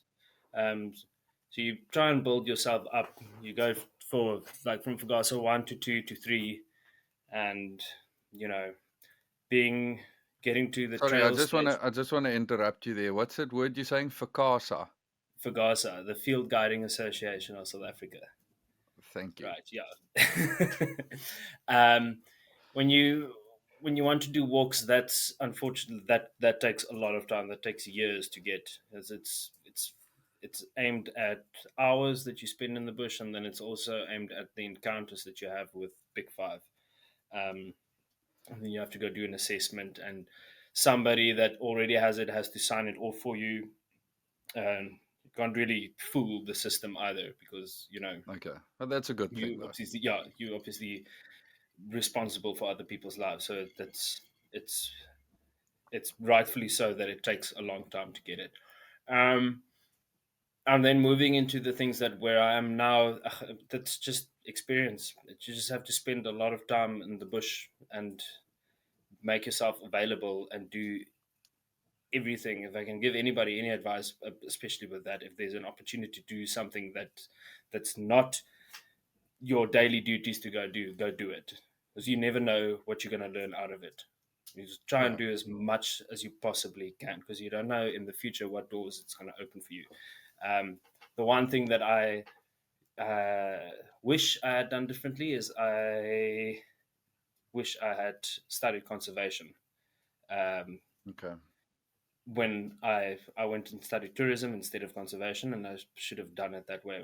I'm busy doing it now, but I mean, it would have opened up more doors for me, I think, when I was a little bit younger, or even where I'm now, like in my mid 30s and stuff, and also like to manage a reserve.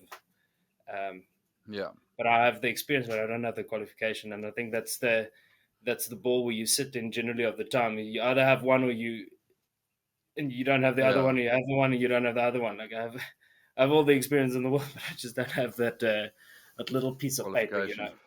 which is but you also have to think, what you want to do. When you're young, um, being a guide is fun. It's a lot of fun. You make a lot of money with tips, gratuities, and stuff, and you know you just sort of drive around and show people animals. I mean, what better life do you But you've want? also had you've had I've picked this up from a friend that we share that you've had some quite some famous people on your game drives. Oh, yeah. I've had some interesting people. Any stories that you'd like to share? None whatsoever. No, just that all of them are very nice and very friendly and very kind and very appreciative of having the opportunity. There was. I can't say that, no. But yeah, Okay. no. Okay. Well, uh, tell me, David. I want to outside of the whole ranger thing and outside the park. I know that you took a bit of a break um, from being a ranger at one point, and I think your family has got something to do. Correct me if I'm wrong, but something to do with woodwork. mm, yeah, well, they did. Both my brother and my dad. So my dad had was a carpenter of trade, and well, a joiner, carpenter or joiner, whichever you prefer. And my brother the same. Um, up until I think my dad retired last year. Sold his business and he bought a farm up there in the Namakwaland, and he's just living out his days now, happy as a camper. Um, Okay. my brother's still doing a little bit of carpentry here and there, and he's also up on the farm at the moment. They're trying their luck with olives and other trees. But your okay. So is this the brother that traveled to Yeah, what yeah. did he do? He cycled. He was on a bicycle. He cycled from Cape Town to. His initial goal was also to make Egypt, and he just never got around to it. I think he just got. But he traveled. He did everything without money. So he cycled from up along the east coast in Mozambique, and then into Malawi, Zambia, and spent quite a bit of time in Tanzania, and then Kenya, and then he ended up in Burundi. And then he ended up working on a coffee farm plantation for a year, and then yeah, he came back. He's got fascinating stories of the things, and picked up Swahili along the way. He speaks Swahili fluently also, and I think he's a Bloody guy. hell. Yeah, he's an interesting chap. I think he achieved a lot by being able to do what he did without money. Just He literally had living he off of the land and he, he had goatee. malaria as well. Huh? Yeah, a bunch of times. A Malaria, bunch of tick-bite times. fever, and yeah, it's one of those reoccurring ones that you get back every single year. And the general stuff that you get when you go to Africa is you get thrown in a jail cell for you know stupid stuff and for this and for that. Shit, you'll have to put me in touch with him. I think we Yeah, no, for definitely have sure. to do, and Yeah, we have to do an episode. my brother's a fascinating guy. But yeah, when he came back, he also started up his own business with carpentry, and I did very well. And he's just just doing his thing nowadays. But yeah, we were all trained from both me and him from young kids. Klein kindertjies. We got given a little hammer and a Quidin. saw and some boat, and like we have to build this, so we have to build that, and we're not allowed to use screws or glue. You have to make all the little voertjies and put stuff together, and I think it's Okay, probably man. something I would have pursued, but my dad's business was too big. And I think the amount of stress I always used to see him being in, it's like, no, thank you. I don't want any part of that. I'd rather Yeah. just be in the bush and be Yeah, free, I I guess. think you've got a very interesting line of work where I think it does boil down to that old fucking cliche where if you do what you love, you'll never work a day in your life. Exactly. Um, and it's I mean what you do is I mean, I do feel like I had a bit of that with farming in Edo, and I mean farming in general is also. I mean, you outdoors. Mm. Um, it's not you're not cramped up in a little fucking cubicle in an office underneath Yeah. fluorescent lights and sniffing someone else's fucking breath and all of that bullshit. Um, and I do feel like we we're very fortunate to be in sort of that line of work where you get to. I Yeah. mean, you basically on a game drive every day. It's Yeah. fucking fun. I think the realization I think at the end of the day hit me at some point in the last few years of having a job that has purpose makes your job great. Yeah. And I'm saying that specifically in the sense of being involved with the rhino conservation. It's Mm. there's you're not just endlessly doing something that's making somebody else money. You know, you're not endlessly telling the same tune day in day out. Wake up this time to go do that. Wake up that time to go do that. It even that is just a routine. But when there is like a sense of purpose and a difference that you can make, and it's not necessarily in people's lives but in an animal's life, or you're contributing to the greater good, it makes, then at that point I don't think if I earn 10 grand a month I would still be happy, because that that is more reward than what money can give me. Yeah, so there's yeah. Yeah, I mean, even if you enjoy your job, like the saying that you said, no, that's like Yeah. you can still enjoy your job, but it's still meaningless and still useless. But yeah, sorry, I'm gonna babble about it because it's No, no, no, no, a no. great, It's obviously. I great mean, feeling, and it's you've great got if a you lot can of passion realize it for too. it. It's yeah, it's awesome. It's awesome.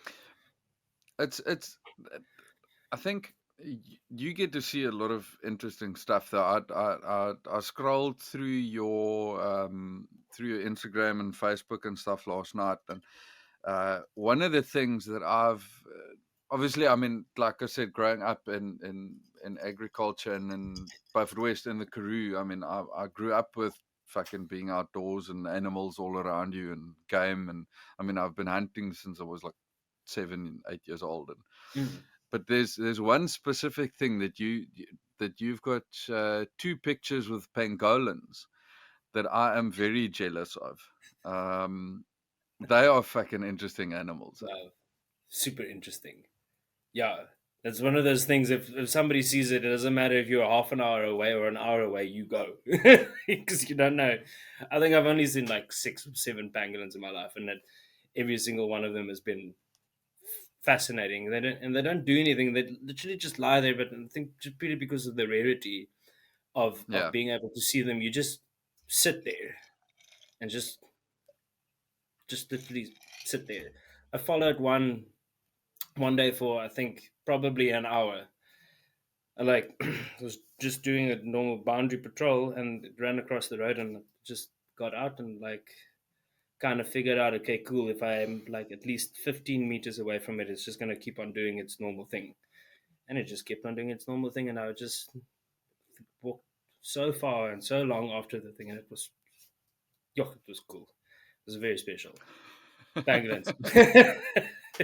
Still just have to do that with an art fark, but that's It's you know what? It's interesting that I've done the exact same thing with a lot of animals. There's when I farmed in the Northern Cape, we had I farmed what 23,000 hectares. It's massive camps. Mm. Um, so if you have to go work a certain flock of sheep for the day, I mean, it takes, if you drop off the guys to bring the sheep into the kraal, it takes them 2 hours to Yeah. get all the sheep in the kraal. So you've got quite a bit of time of doing fuck all waiting for the oaks. Mm. And I've found myself just like simple stuff like looking at ants or a little fucking Yeah. dung beetle or something and just following that little animal and see what it. Ooh, I want to have this discussion with you now while I've got you on record. I think you know where this is going. So, just for oaks listening, we are a group of 4 friends that once every now and again we have a mega group chat that lasts way too long, and the intake of alcohol is way too high, and we just have Mhm. a absolute swindicle of fun. And on this specific night, a dung beetle flew flew into the conversation. And the comment that you made was that this was an adult flightless dung beetle, but it flew. It came at me via the air. So I wanna once and for all squish this fucking thing where I don't understand how something can fly towards me, but it's called a flightless dung beetle. It was the wind, man. It was the wind. There was a swirl. It just bah. Listen, I've never had any luck with dung beetles. You know, I had one on game drive like 6 o'clock in the morning. Flew into my eye. Its leg broke off around my retina and my cornea. Like pierced in there. I had like 7 operations. I was blind, completely blind for like a month and a half in Fucking this. hell. Sorry, in my right eye, and yeah, it was awful. I don't like dung beetles. Flightless or Flightless or not. flight, Eastern Cape or Northern Cape or North America, I don't give a shit. It's a dung beetle, and for some odd reason, they always seem to land on me, even if it's flying or not fucking flying. I must smell like This shit actually, because it's always attracted to me. this is this is definitely this has definitely been the sort of the crux joke of a lot of my conversations, that I've retold the story of this fucking thing that flew into my face and you calling it a flightless beetle. And I can remember that night as well. We had quite a little fucking discussion going of how you Yeah, can that was call in it lockdown. flightless when it Yeah, fucking. Oh my man, that was when Zoom just fucking started. Little yeah, lockdown bullshit, fucking COVID. yeah. That first, I think it was like the first week into the our level 5 lockdown. Ah, We shit. Ganada, and it just ended up being me and you that still chatted for like an hour about the Shit. flipping dung beetle. fucking I don't flightless know, dung man. beetle that someone threw at me apparently to make it fly. Listen, I wanna ask you something else now, something completely random. So now we've moved into the area of this podcast episode where probably no one's listening.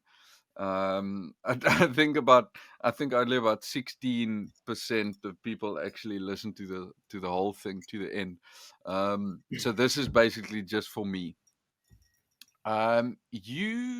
You spent some time traveling in Cape Town with quite a famous musician. Hmm.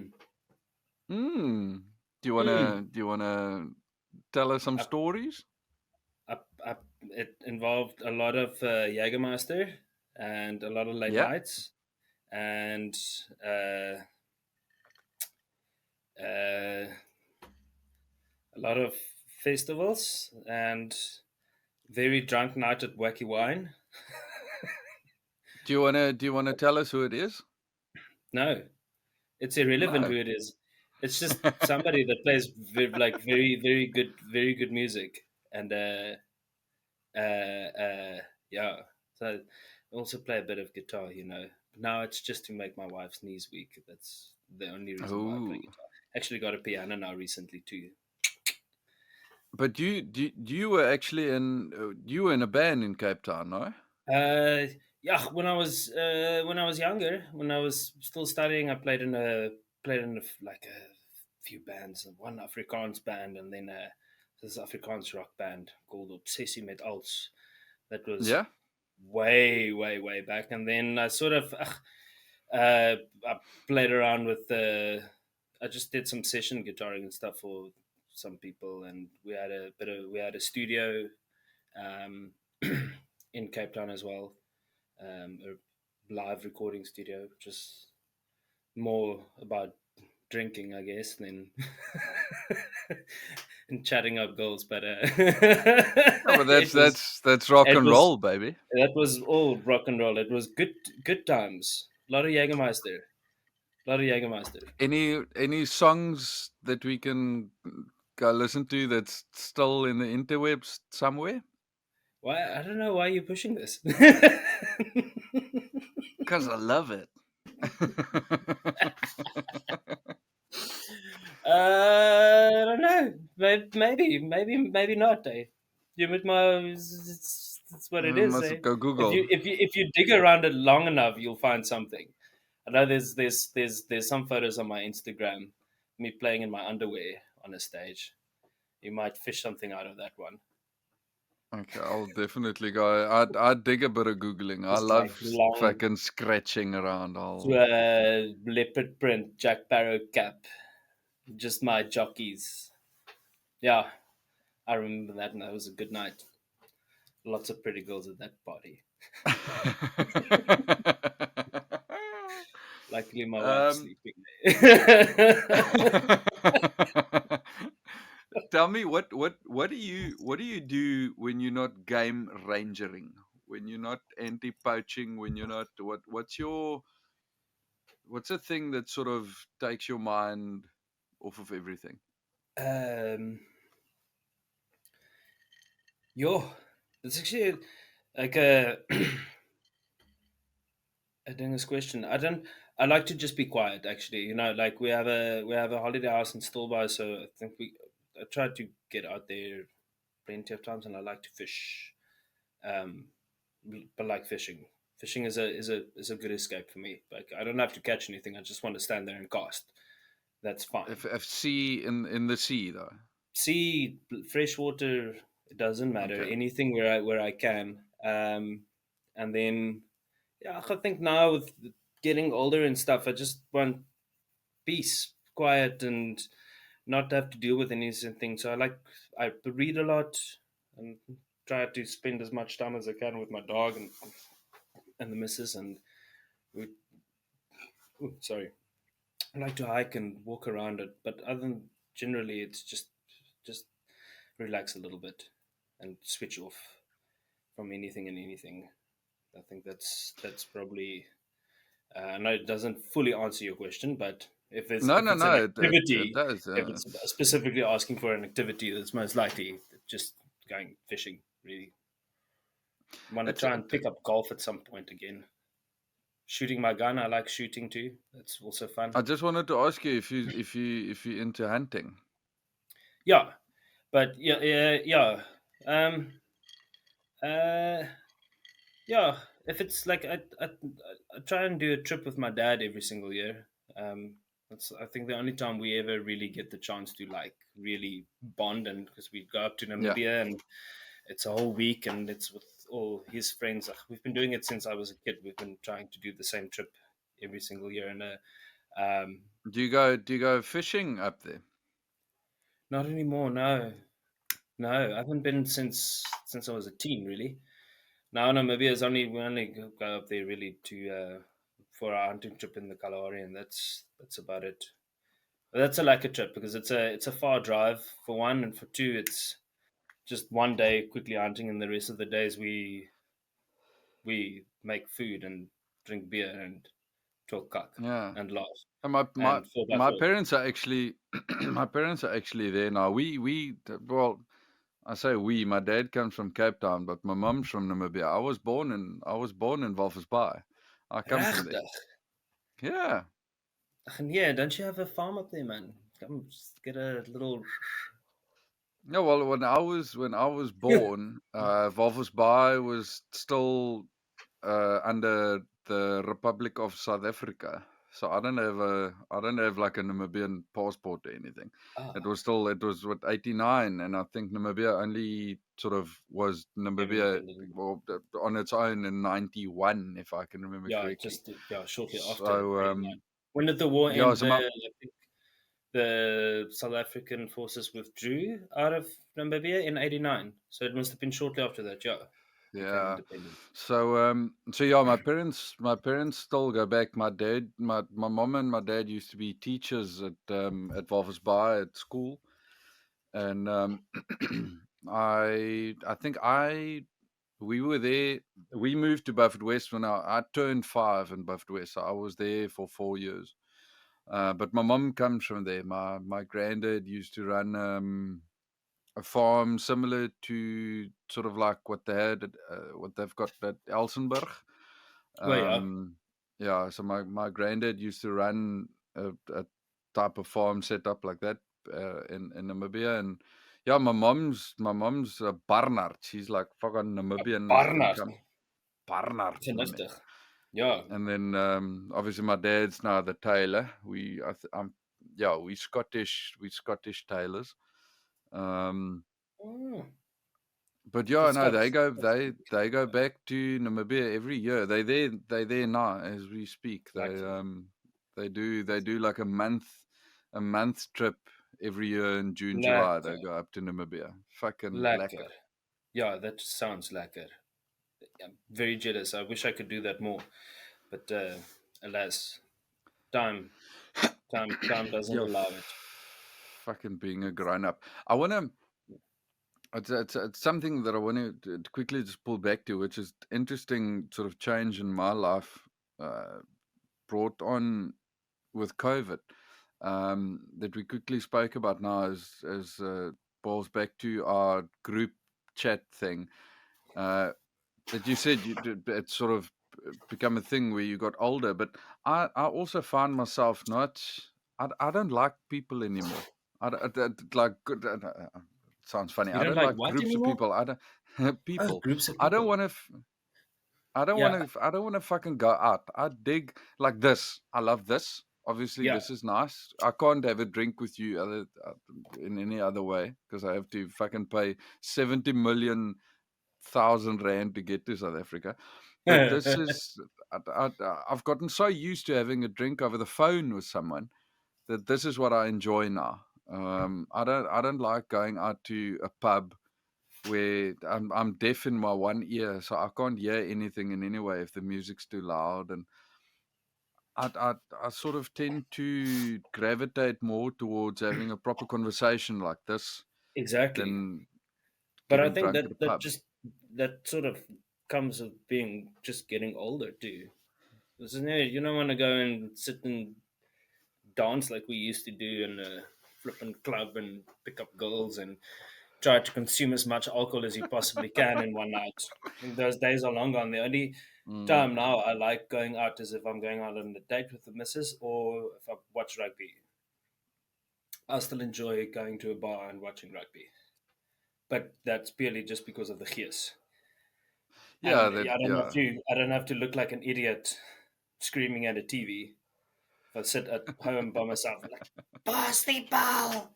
What are you doing? Nia, Nia. There at least there's 16 other people screaming with me, so I don't look like a complete idiot. I never, I don't know, I never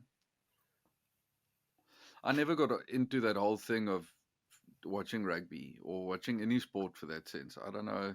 I don't really know why. I enjoy watching sport at when it's in a pub setup, if it's a Mm. rugby World Cup final. But I think the last time I watched a full game of rugby was with the previous World Cup that we won. I watched it at OE in Arrow. They've recently opened up. Cheers, Josh. A little bit of a plug for OE. If you're in the Eastern Cape, go pull into OE. They've got amazing pizzas. Um, and I think honestly, before that, I probably watched the 2007 Rugby World Cup, the final, and that's pretty much the full extent of my fucking sport Rugby watching career, experience. Yeah, I've got no. sport I career. actually, I spoke to a friend of mine the other day that said, he's got a friend that's playing rugby somewhere overseas, like on professional level. And this oak he's got a bit of a tragic story where I think he broke his neck or something while playing rugby, and that they basically told him, "You're never going to walk again." And then a year later, he's playing professional rugby again. So he's got this amazing story, Yeah. and I'd love to talk to this Ike, but in the same sort of time, I'm thinking I've got nothing to put on the table in terms of rugby knowledge. I cannot go, oh, that game that you played against those. Like I don't watch sport, so it's gonna be a very one-sided fucking Decided conversation. conversation. Sport is good, it's part of our, especially rugby. I think it's part of being South African. It's like drinking Brandywine Definitely. and Coke. You know, even though you live in the I'll big show you UK the now, but I bullshit mean, brandy. I'll show you the there's bullshit brandy nothing we better get. than Yeah, 3 barrels VSOP. it tastes. It's a rare old French brandy. Apparently, Lovely, tastes like bullshit. lovely. I'm It still ta- on it the. it. Ek drink 'n bietjie Oorlogberg. That's Mm. all I could I get my must hands say, on. Ugh, I'm jonesing for proper brandy. That's definitely the first thing that I'm gonna have when I get back in South Africa is have a fucking vieslike brandewyn. fail Um, coat. oh, I miss. Dude. There's so much. I can carry on for days. There's so much that we miss about South Africa, but our move here has been fucking amazing. We've been here for just over a year now, and I'm so there's the move has been amazing. It's been stressful as fuck. Like Yeah, genuinely, this has been the hardest thing that I've done ever in my life. yeah, Um, and something amazing happened in the last month or so where we we made this move because of a lot of different reasons, but the main thing was for my kid, for Luke. yeah, I wanted to give him the best fucking sort of way into life that I possibly could, and through all the bullshit that we had to go through this year, I just realized that it's a small price to pay to give my kid yeah, that fucking extra step in life. Where I mean, he's now 2 years old, and he's basically in school. where Yeah. he was in a daycare in South Africa, and they basically just kept him alive. You'd Yeah. go drop him off there, and they'd go, okay, give him to us. We'll make sure that he doesn't suffocate, drown, or electrocute himself. And then you go fetch him, and then you go fetch him when How he's was your done day? with Great. school. And then it's gift. Give everyone high fives. My kid's alive. Thank you very much. Over here, my man, the system is so fucking different. My kid he's 2 years old. He can count to 10. He can't fucking speak properly. He But sounds you like can a go. drunk person, but he can count to 10. You can show him the numbers, and then he'll say that's 1, that's 2, that's 3, whatever. You can put it in different fucking orders, and he'll go, no, no, no, that 1 goes here. This is 1, 2 goes Yeah. here, 4 goes here. He knows all his colors. He knows his shapes. It's like fucking a 2-year-old. It is Yeah. amazing. The schooling system here is just different, my man. Or maybe your kid's My just very wife's. clever. It might just be good genes. But I mean, kids here are 4 years old, then they can read and write. Kids in South Africa that are 4 years old are eating dirt, my man. They're climbing Yeah. trees and fucking eating dirt. They can't spell for fuck all.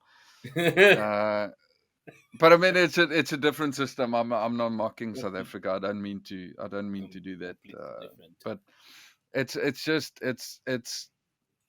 I've just come to the realization where all of the struggle that we've been through in the last year has been fucking worth it. Definitely. Yeah. Especially if you see it like the way that you're seeing it, then 100% for sure. Because I don't think, you're not providing much for a kid, I think, nowadays in South Africa. The Dude, it's. I opportunities are don't just want to getting say. less. Yeah, it is. It's opportunities. It all boils down to opportunities, and I fully understand that I am lucky to be here. It obviously costs us a shitload of money to get here, and we one of very few people that have actually got the opportunity to come to the UK. The UK's rules are very strict on people that they allow in, and I mean, I'm piggybacking off of my wife's heritage here. I've got no fucking means to get to the UK. I just Yeah. married the right person, Yeah. um, but Married well. it's interesting. It is, but Mm. we do miss a lot. I mean, that fire burning behind you is pissing me off little by little because Yeah. you're not It's making a slowly big but enough surely fire. dying too. It's getting bloody But cold also. I do miss a proper fire. I do Oh, en 'n miss staan rib. fucking. Skaap Oh my ribbetjie. man, Staan a ribbetjie. skaapstertjie. Skaapskenkelpotjie. Ek gaan skaapstertjies môre eet. Believe it. You Believe better it. send me pictures at least. I will send you pictures, don't worry. Um, David, I want to give you sort of like a chance. If there's anything else conservation wise that you want to chat about, now's your chance. If there's any NPOs that you want to name or anything like that in terms of conservation, now's your chance. Go for it. Yeah. Yeah, I Um, think yeah, you said you'll put my details on there, and I think mm, it's something worthwhile to like pop me a message and ask me about it, especially in terms of